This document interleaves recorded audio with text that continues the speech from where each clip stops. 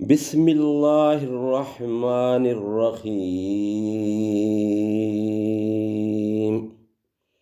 अल्लज़ीना यक़ूलूना रब्बना इन्नना आमन्ना फ़ग़फ़िर लना ज़नूबना वक़िना अज़ाबन्नार।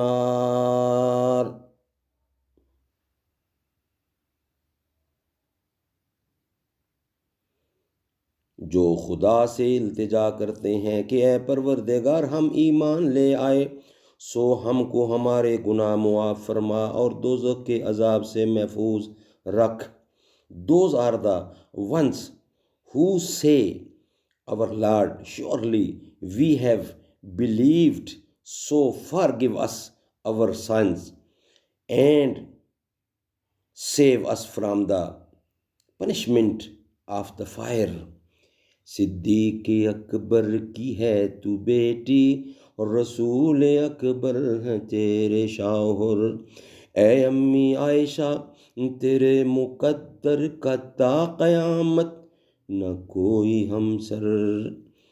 नबी के घर की हो तुम भी ज़ीनत, नबी भी हैं तेरे घर की ज़ीनत। वो पाक दामन तू पाक दामन।